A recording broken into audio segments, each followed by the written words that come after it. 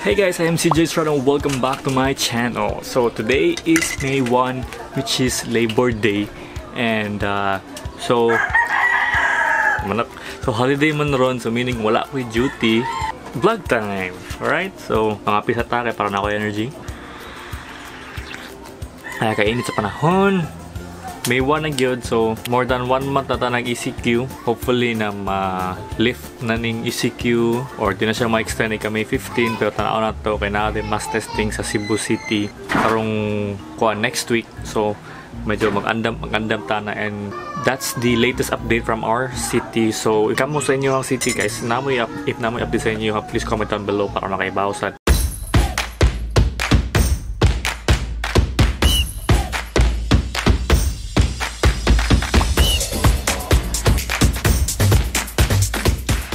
So I have previous videos about software engineer. I think I posted 3 videos na. 2 of them are like day in the life of a software engineer. So what happens on a day-to-day basis as a software engineer. Then I also posted like tips to becoming a software engineer. And I noticed nga daghan og curious about this course or about this job. So today we'll be talking about advantages and benefits of becoming a software engineer. In case you are still deciding of becoming or getting this job, so I think this video might help you to decide kay kuan man murag ba man siya ang mga pampagana of becoming a software engineer. Oh, I might as well create a separate video of like disadvantages and struggles of being a software engineer. Alright, so benefits of a software engineer. But first, unsa man ni software engineer? Software engineer is a job. It could be anything under like developing a software or testing a software or script making. The common ground niya is software mismo. So we basically build these things in order for the hardware to work. So basically muna siya. So if you want to learn more about it, you can check out my other videos and you can also search in Google. So for now, let's go into the main thing. So mao ni ang mga benefits nga akong nakita so far sa akong 5 years as a software engineer.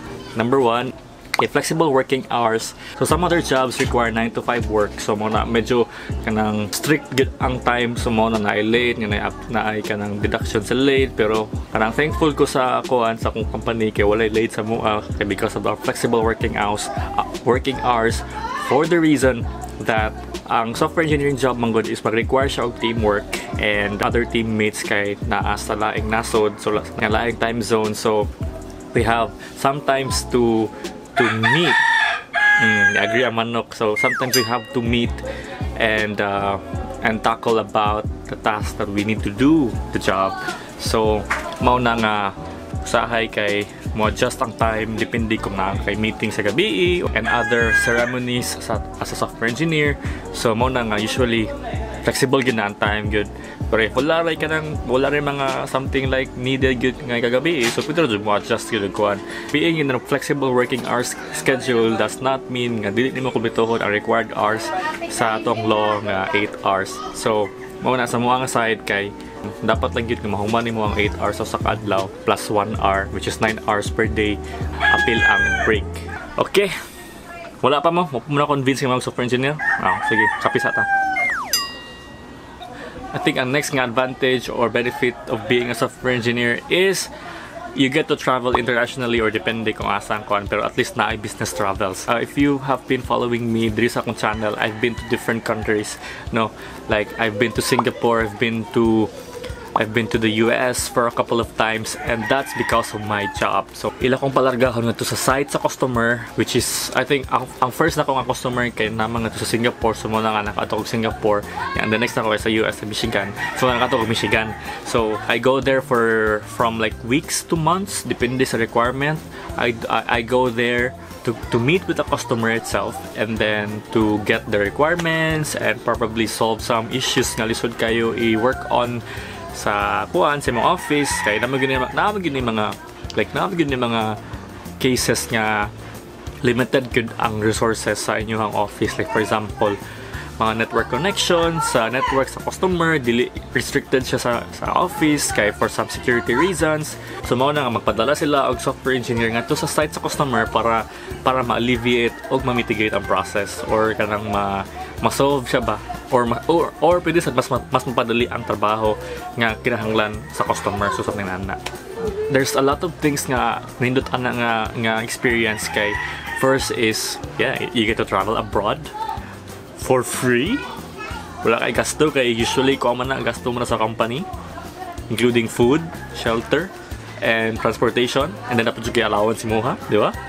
Then another is experience po nga to deal with customers. I think that's a very good asset nga pwede naman ibutang sa imong resume niya po. Then, kanang you get to deal with like other people po nga you've been working remotely, so mo na nga ako.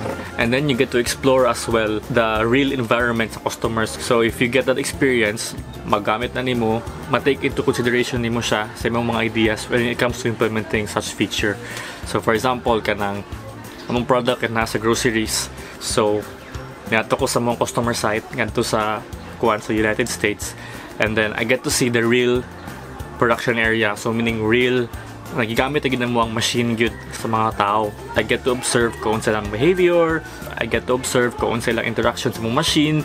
So with that, na ako idea dahil in the near future nga just in case magwingon ang customer nga, oy, I need this button or I need this screen to be changed na. So ako na siya put into consideration put sa akong pag-implement nga, oy, kinahanglan din siya ani kay kasi observe nga sa unang nanani diay nga and so on and so forth. Pero ang kanas kita gyud kay maka-travel ka. Pero I think not all man siguro ang companies po nga maka-require travel. Depende lang siguro kung depende sa imong company po. I know some companies yun nga under software engineering industry ng ilang yun ipa-travel ilahang mga engineers sa customer side. If ganahan ka if ganahan ka mag-travel for free and for experience, then be a software engineer. Wala. And last but not the least is kanang ako siguro maingon nga usa sa mga benefit as a software engineer is kanang personal satisfaction. Not being narcissistic no kay kuan man, pero you're working man good and you're building such thing and it requires like kanang brain power, like I said, creativity, thinking, and teamwork, and sometimes hard work or overtimes and all and such. And usually kanang mas stress pa jud ka kay lisod kayo implement ang usa ka butang. If makita nimo like ang mugawas dira ang personal satisfaction if makita nimo like in production na gyud or inyuhan ang mahatag inyong gibuhat bitaw sa customer ang customer kay ningon, "Oh, thank you very much, job well done, and your work is really efficient and we appreciate your help." So kanang nana. Then makita sa nimo sa mga reviews sa customer nga they are very happy sa new changes kay imong gi-deliver. So ikaw as an engineer nga nagbuhat ana, syempre di ba, feel nimo, uy, akong kahago, ako ang sacrifices, ako ang overtime kay ning kuan gyud siya ni paid off gyud siya kay nalipay man ang customer, di ba? And then kanang mao po na siya mahimo nimo nga motivating factor po to continue as a software engineer. Kay sound na sikag trabaho pero wala din appreciate time work din, di ba? Basically ma-burn out ra gyapon ka kalugayan. So mo na I think being a software engineer is like is a job nga it would be tedious at first yun.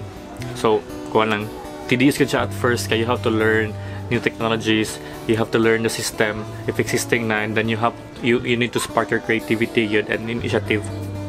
Pero in the long run, like maanad na ka na, then makato na ka, then I think mabot gyud na ang time gyud nga kanang kuan gyud like mabot gyud na ang time gyud nga sipon. Mabot gyud na ang time nga kanang happy na kasi mong gitrabaho niya, you feel appreciated and then you are paid well, so that becomes a job satisfying. So I don't know my side since 5 years naman ko sa same company. So I think nga medyo nalingaw siguro ko sa akong work. So I don't know if si plans na ako for the next 5 years. So depende. Pero for sure di ko ka venture out into new opportunities for now because of the pandemic crisis and lisod kayo magkuhan mga taglaing trabaho. Pero I'm good. I'm happy with my job. So yeah, I think that's it for today, and I hope you enjoyed this video and you learned something sa job as a software engineer. Just let me know in the comment section below what kinds of software engineering videos you would like me to make, so I could share it to you. And yeah, right, so I think that's it for today, and I hope you enjoyed this video. Don't forget to hit like and subscribe, and see you in the next video. Sure, peace and love.